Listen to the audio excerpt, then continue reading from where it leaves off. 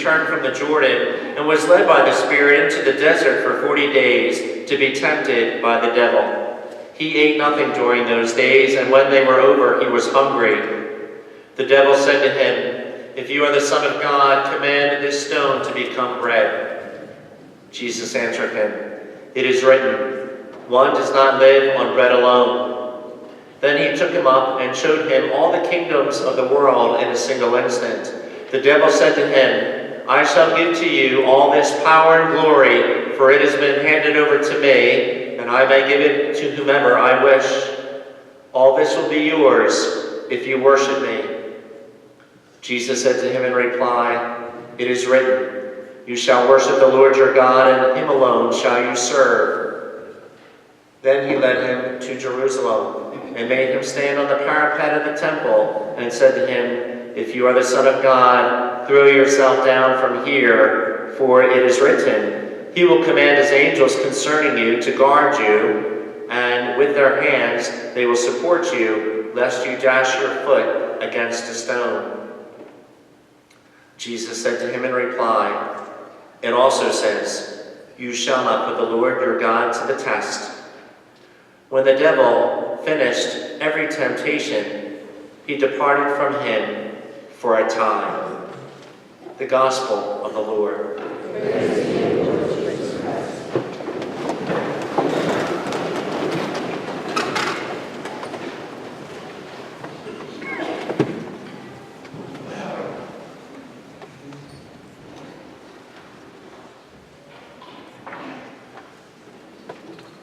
Just prior to the temptation narrative read in this morning's Gospel, Jesus clearly told his readers on 2 occasions that Jesus is the Son of God. The first time was at his baptism, when the Holy Spirit descended upon him in bodily form as a dove, and a voice came from heaven, "You are my beloved Son." And a second time was in the genealogy of Jesus, the son of Adam, the Son of God. The temptation narrative further identified Jesus as not only the Son of God, but as a man like us in all things but sinned. Understandably then, Jesus dealt with temptation, and the temptation narrative in Luke's Gospel is a masterpiece.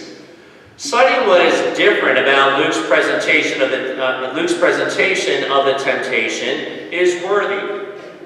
While Matthew takes Jesus from Jerusalem and then up the mountain, Luke takes Jesus from the mountain and then down to Jerusalem for one simple reason.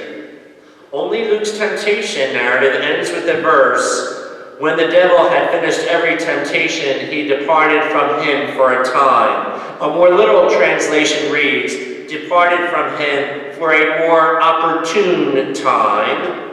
And that opportunity presented itself 3 times in Jerusalem during the Passion, and again 3 more times on the cross.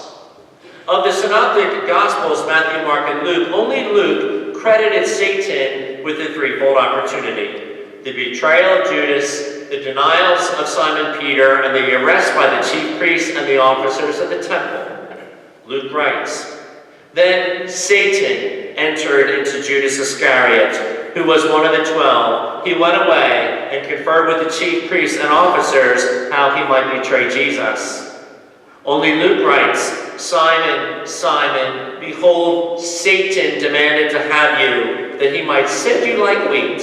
But I have prayed for you, that your faith may not fail, and when you have turned again, strengthen your brothers." Only Luke writes, "Then Jesus said to the chief priests and officers of the temple, 'You have come out as against a robber with swords and clubs. When I was with you day after day in the temple, you did not lay hands on me. But this is your hour, the hour of darkness, that is the hour of Satan.'" As our blessed Lord was tempted 3 times in the desert, he was tempted 3 times during his passion, he was also tempted 3 times on the cross. The people stood by and watched. The rulers, meanwhile, sneered at him and said, "He saved others, let him save himself, if he is the chosen one, the Messiah of God." Even the soldiers jeered at him as they approached to offer him wine, they called out, "If you are the king of the Jews, save yourself." Now one of the criminals hanging there reviled Jesus, saying, "Are you not the Messiah? Then save yourself and us." So it becomes obvious that Luke's presentation, that temptation was not just a one-day bout with the devil after 40 days in the desert, but a recurring battle for Jesus. And if we believe that our blessed Lord was a man like us in all things but sin, then temptation struck the very core of his being, just as temptation, despite its many forms, does to you and to me. But the fact that Jesus was a man like us in all things but sin presented Jesus with one further difficulty. Noted theologian Marilyn Monroe once said, "There was never a temptation that I didn't give into." Well, experience shows that giving into temptation by sinning alleviates the strength of the temptation for a period of time. Since Jesus was incapable of sin, temptation was obviously never alleviated for him. Temptation was something that never left him alone, but constantly gnawed at him.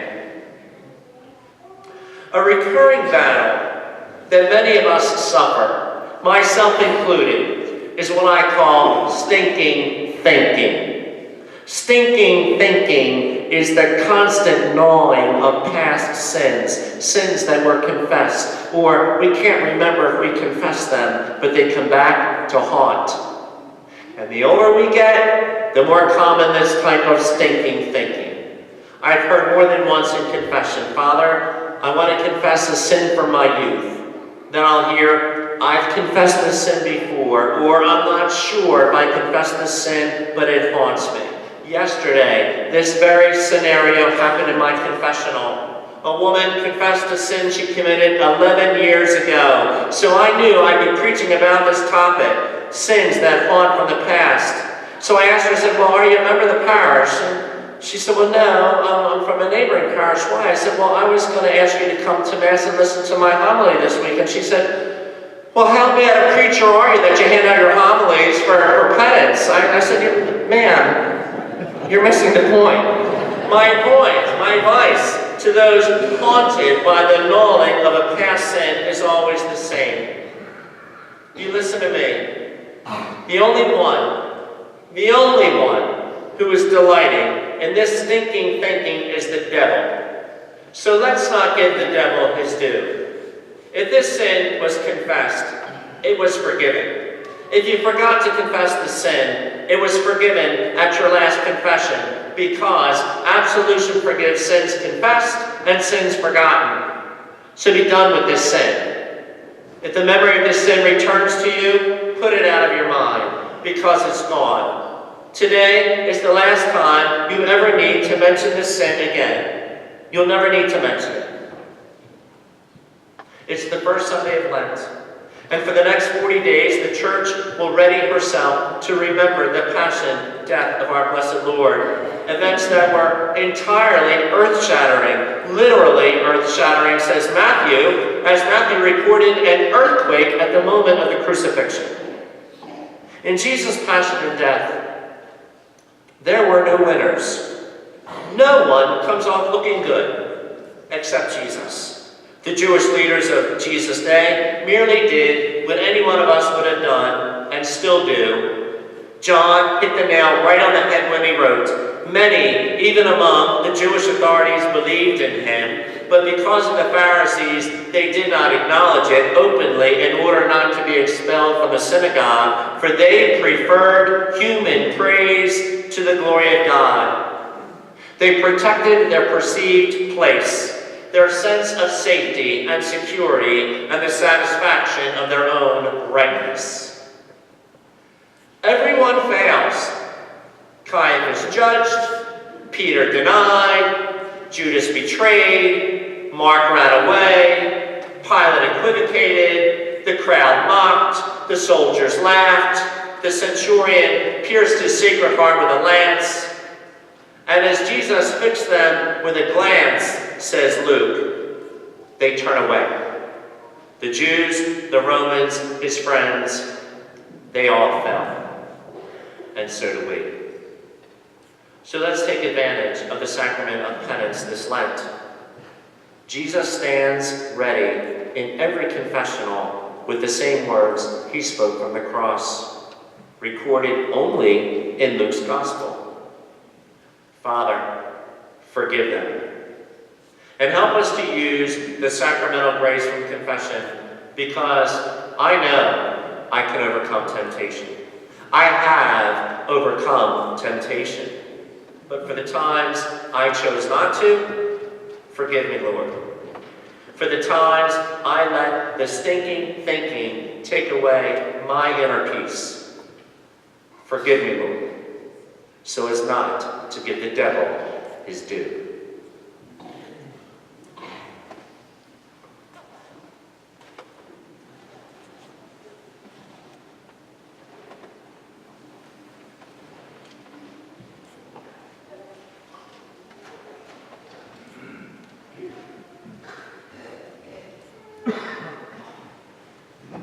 Please remain seated.